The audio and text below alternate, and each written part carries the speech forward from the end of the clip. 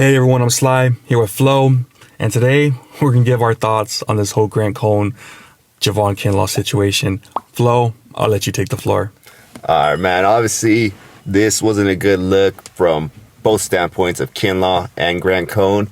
However, though, it does happen, man. It's life.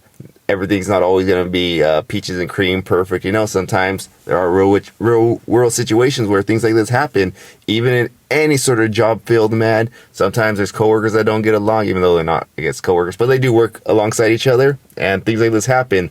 Kinlaw, man, he's been having a really good off season, so I felt a little bit bad on this because obviously it's a little bit blemish of what he's been doing. Now people are going to overlook that and they're going to focus on this, but I think he's going to bounce back. He's already been really working hard this off season, looking the best he's had in like a few years, so hopefully he could make sure that this doesn't affect him too much and just get back to his grind that he was on previously. As far as Grant Cohn, man, I think he should still be allowed to do what he does. Obviously, this is his livelihood. He has to be there. He's a reporter, so he's allowed to give his criticism. But at the same time, if you really are talking crazy about someone, you do have to pay the consequences sometimes. Mm-hmm. And I think that's what happened, man. Freaking Kinlaw just got fed up with it and just went up to the man-to-man. And Grant Cohn, I think he knew the whole time he was safe, obviously. Well, it's not 100% sure he's safe because obviously there has been times where reporters have got it from players, but I think he felt safe for the most part. He was kind of hiding behind the little media thingy. But I don't know, man. What do you think? Yeah, it's a sticky situation, obviously. I listen to Grant Cohn, I do, but some things he says does piss me off personally. Did Javon Kinlaw handle it the wrong way? Yeah, probably he did. But like I said, Grant Cohn has been hating on Javon Kinlaw since he got drafted. Before Javon Kinlaw hit the field, rookie minicamp, he was bashing Javon Kinlaw. Like, I was tripping out because I was a fan of Javon Kinlaw when we picked him up. And I remember the first video I saw was Grant Cohn. He was just ripping the shit out of him. And I get it. You can say stuff about players if they're not performing on the field. But if you're going to cap on the dude before he even steps on the field, it's like, really? You know, I don't get it. When Javon Kinlaw plays, he's pretty good. Look at his PFF record against the run. He's pretty dominant, actually. So he's actually a solid player. It's just that he's hurt, man. So the fact that he went after him saying he has 80-year-old legs, I mean, that would be pretty like, what the fuck? Are you kidding me? Like, I probably would do the same thing. Like, dude, you keep saying shit about me. Like, if you poke the bear's finally going to bite back, you know? So I don't know, man. I just feel that, you know, sometimes Grant goes too overboard. Like I said, there's nothing wrong with saying stuff that players are doing. If they play bad, he has the right to say, you know, this guy's not doing good, not playing great. But he takes it a little too far. You know, he calls Kyle Shanahan banana hands, you know, like he says like his little nicknames for everyone.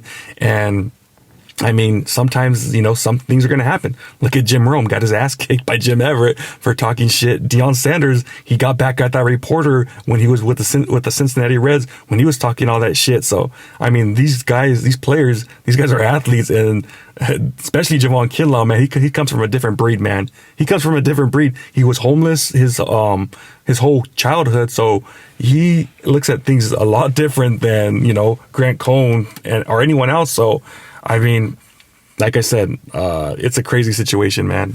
Yeah, and as far as Kinlaw, though, not giving him the 100% of the pass, but he does have to obviously conduct himself better, man. He can't be flipping out on reporters because reporters are always going to talk no matter. End of the day, even if you're one of the greatest players, for instance, basketball, LeBron James is one of the greatest players. Skip Bayless has been bashing him his whole entire career, you know? So you got to have thick skin. You got to sometimes just let things go through one ear, out the other, and I think Kinlaw, he'll learn from this, but just don't take everything that personally. Sometimes you just gotta turn the other cheek. Yeah, but also I think Grant Cohn, what he does, I think he has a vendetta against people. Like Javon Kinlaw, like I was saying, he was bashing Javon Kinlaw from day one.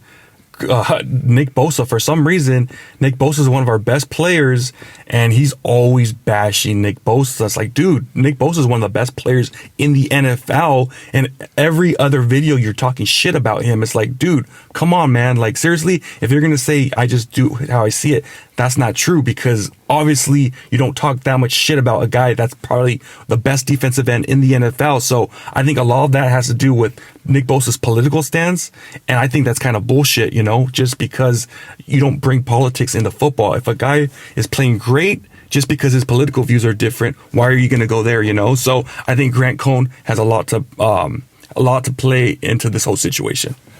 Yeah, man. But like I said, at the end of the day, if you talk, don't be shocked if the person you're talking smack about does come up to you. We've seen it over and over. Like I said, Jim Everett, freaking Kwame Brown recently started coming back at all his haters. Yeah. So it's a new age. Players have a lot more powers nowadays. So it was kind of funny though seeing Kinlaw freaking talk to Grant Cohn like that, man. We were kind of cracking up, but no. What do you think, guys? Yeah, man. That's pretty much it. So hopefully, cooler heads could prevail and we could go past this. The only last thing I want to say is I do not like the fact that there's a lot of Grant Cohnites out there that are talking about, you know what, my boy Grant Cohn, I want Javon Kinlaw to have a bad season now. It's like, we see that all over Twitter. It's like, what the hell? Are you a Niner fan? Are you a beat writer fanboy? I think at the end of the day, that's bullshit, At the end of the day, we want to support these players and we want them to play at that high potential so we could win Super Bowls, We're not here to be supporters of beat writers or whatever. At the end of the day, it's here for the 49ers to play great. And like I said, if they're playing bad, we could call them out on it. But there's a point where you take it too far. And also, like I said, you don't freaking root for beat writers. What the hell is that, man? Yeah, but the good thing is at least the players in the locker room are still supporting their teammate. Yeah. That's a more important thing. Yeah. Obviously, not saying that fans' opinions don't matter at all, but at the end of the day, it's the people inside that locker room who really matter to these players, and it seems like all of them are sticking with Javon Kinlaw, so that's a good thing. Mm-hmm. And obviously, the reporters are sticking with Grant Cohn because obviously they're a team in themselves. Yeah. So I think at the end of the day, this is gonna just die off, and then it'll kind of get back to normal. I still think Grant Cohn's gonna do his thing. That's just his personality, and Kinlaw is just gonna do his thing. I think he's gonna have a good season, so hopefully this kind of issue doesn't pop up again. Yeah, and it's funny how the day before we made a video about Kinlaw saying how we think he's gonna have a breakout year, and then all this breaks out. So it's like, oh my gosh, we were just talking about Kinlaw the day before, and now this happened. So like I said, hopefully things calm down, but I know honestly something's going to happen. I think honestly something's going to happen because all these players coming together, and it seems that what they were saying on social media, it seems like they were like over it, completely over it. So I'm just hoping that none of these players do lay hands on Grant Cohn, because I don't think it would be worth it. It's not worth it to do that, unless it's something like, the whole Mike Tyson situation where the guy's literally poking at him and Mike Tyson beat the crap out of the guy. So, and I don't think Grant Cohn's going to do that, but still, you just got to just let it go, man. Yeah, and it was funny how we did that video the day before, but looking back at all these Kinlaw videos, I should have seen it coming, because every single time he was doing a workout, he would have little tags like 80-year-old knees, freaking back to 100%, prove them wrong. And I even asked, I was like, I wonder who he's freaking sending these messages to, but now I know it's freaking Grant Cohn. The next day we found out it was Grant Cohn, so that's pretty crazy. So, like I said, I don't want Javon Kinlaw to get cut. I don't want him to get, because of this. How stupid is that? People saying he needs to get cut. That's absolutely stupid. Grant Cohn, he could keep doing his thing, but like I said, there are consequences for basically being a cyber bully. Like I said, you could criticize, but sometimes you do take it too far. You can't take it that far, So I don't know, man. We'll see what happens. At the end of the day, I just want one thing. I just want us to win a Super Bowl. So hopefully Kinlaw could help us go to that, because that's the one thing I want before I die. And we'll see, man. All right. Well, you guys let us know in the comments what you guys think. Like, comment, subscribe, hit that notification bell. See y'all next time. Peace.